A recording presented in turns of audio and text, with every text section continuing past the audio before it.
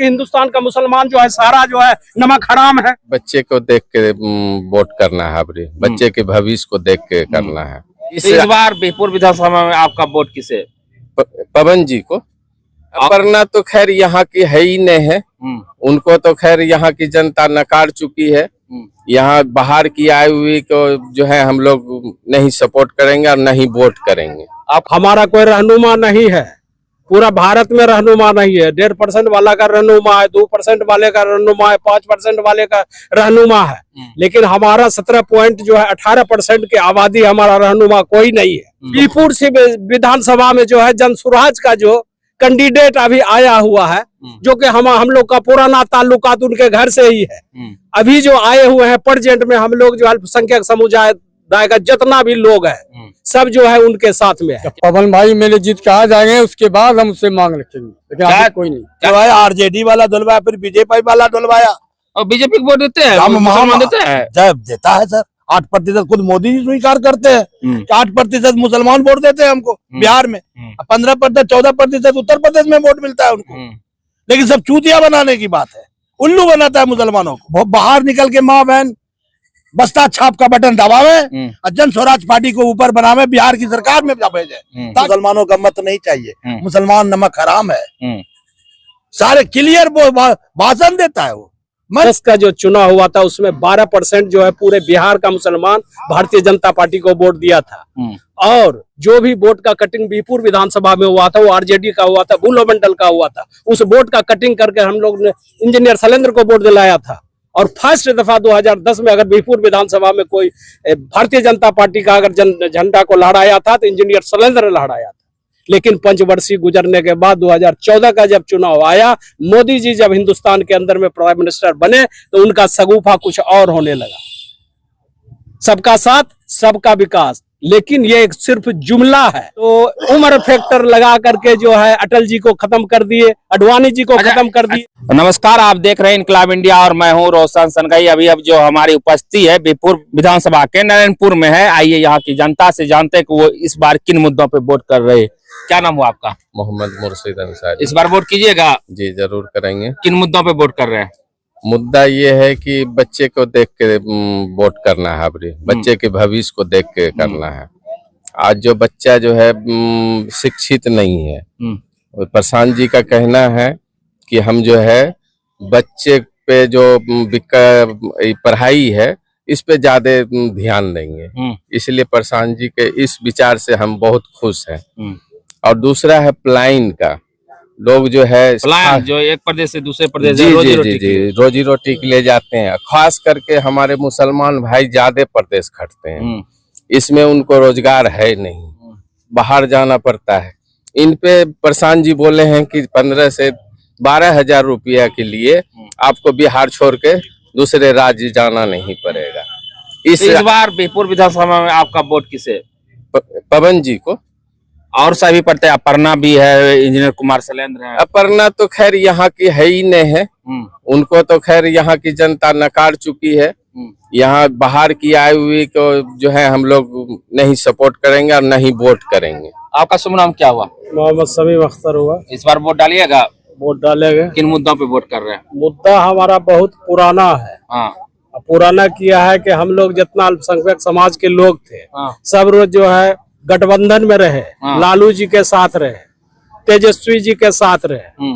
हमारा कोई रहनुमा नहीं है, पूरा भारत में रहनुमा नहीं है। 1.5% वाला का रहनुमा है, 2% वाले का रहनुमा है, 5% वाले का रहनुमा है, लेकिन हमारा 17 पॉइंट जो है 18% की आबादी हमारा रहनुमा कोई नहीं है। कोई रहनुमा नहीं है, कोई विकल्प हमारे पास नहीं है। अब विकल्प जो है हिंदुस्तान में आ गया है MIM, जो कि नाथनगर से भी जो है चुनाव लड़ने जा रहा है। और महागठबंधन को कहा कि हमारा 5 सीट था ही, हमको 6 को सीट दे दीजिए, अब बाकी सरकार आप बनाइए, आपको जैसे रहना है रहिए। बीरपुर से विधानसभा में जो है जनसुराज का जो कैंडिडेट अभी आया हुआ है, जो कि हम लोग का पुराना ताल्लुकात उनके घर से ही है।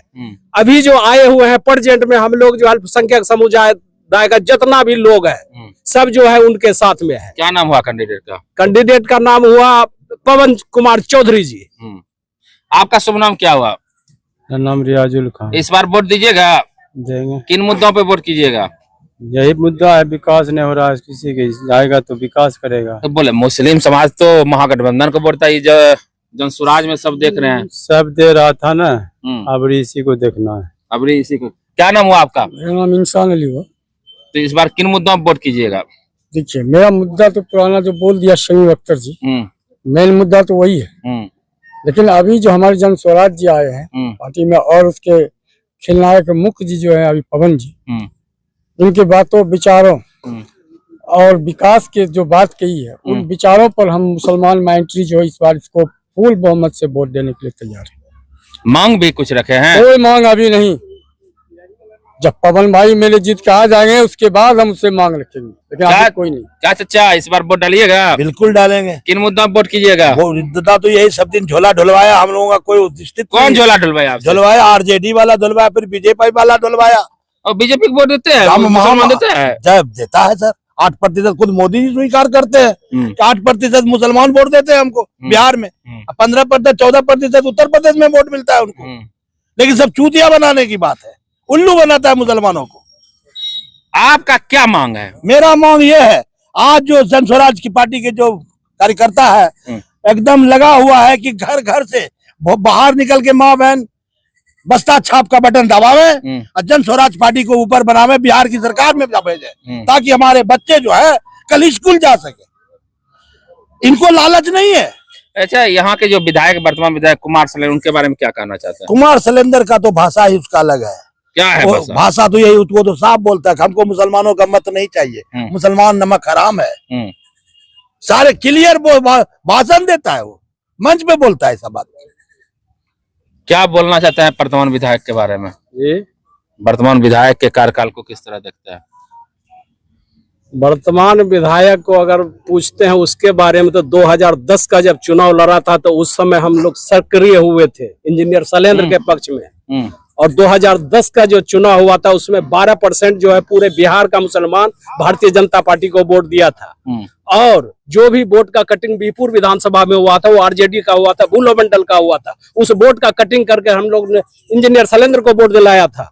और फर्स्ट दफा 2010 में अगर बीपुर विधानसभा में कोई भारतीय जनता पार्टी का अगर झंडा को लहराया था तो इंजीनियर शैलेंद्र लहराया था। लेकिन पंचवर्षीय गुजरने के बाद 2014 का जब चुनाव आया, मोदी जी जब हिंदुस्तान के अंदर में प्राइम मिनिस्टर बने तो उनका सगुफा कुछ और होने लगा। सबका साथ, सबका विकास, लेकिन ये एक सिर्फ जुमला है, कहने का है।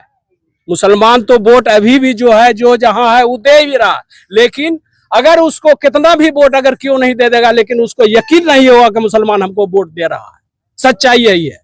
और इंजीनियर शैलेंद्र के साथ अगर कभी मुलाकात हो तो आप पूछ लीजिएगा कि शमीम जी आपके साथ किस तरीका से जो है बर्ताव किया है, कब तक आपके साथ में रहा है। तो क्यों दोस्ती में खटास? अब दोस्ती में खटास क्यों? यहाँ तो ऊपर की राजनीतिक है, आरएसएस का जो एजेंडा होता है उनको अब लेकर करके क्षेत्र में आ रहे हैं। अब मैंने उस एजेंडा के मुताबिक अभी जो है गिरिराज प्रसाद सिंह जो है स्टेटमेंट दिया है कि हिंदुस्तान का मुसलमान जो है सारा जो है नमक हराम है। अब बताइए कि एक जो है कैबिनेट मंत्री है और सारे मुसलमान को कहता है कि वो नमक हराम है। क्या मुसलमान बाहर से आया? तो आपके ही मजहब के शहनवाज जी भी तो बीजेपी, वो भी तो सेंट हो गया ना, तो उसका कहाँ अस्तित्व है? क्या शहनवाज जी को क्या हो गया? वही बोलेंगे। हाँ, आज मुस्लिम माइनॉरिटी के अंदर में शाहनवाज जी राष्ट्रीय प्रवक्ता भी थे, कैबिनेट मंत्री भी थे, मुख्तार अब्बास नकवी भी था, उसके बाद नजमा हफ्तुल्लाह का यूपी से जो है उसका दामाद भी था, सारे बड़े बड़े लीडरान भारतीय जनता पार्टी के अंदर में था। और वही नहीं, जब मोदी जी की सरकार यहाँ बनाने की बात हुई 14 में, तो उम्र फैक्टर लगा करके जो है अटल जी को खत्म कर दिए, अडवाणी जी को खत्म कर दिए। सीधी बात, हाँ, नारायणपुर का मुस्लिम समाज जो है इस बार किसके पक्ष में? नारायणपुर का मुस्लिम जो है अबरी जो कैंडिडेट को थोपा है, उस थोपे वाले कैंडिडेट को हम लोग स्वीकार नहीं करें। कैंडिडेट को नहीं, थोपे हुआ हम लोग जो है बस इसको देंगे। आप भी समझ सकते हैं, आप सब कुछ देख ही रहे हैं, और है कौन? दूसरा दूसरा विकल्प हमारे पास नहीं है। मुस्लिम समाज के पास दूसरा विकल्प नहीं है, इसलिए ये बोल रहे हैं कि वर्तमान जो यहाँ महागठबंधन की प्रत्याशी अपर्णा कुमारी है, ये कहते हैं कि बाहरी है। अब इस पे आपकी क्या राय है, प्रतिक्रिया है, कमेंट में बताइए। वीडियो अच्छी लगे शेयर कीजिए। तब तक के लिए जय हिंद।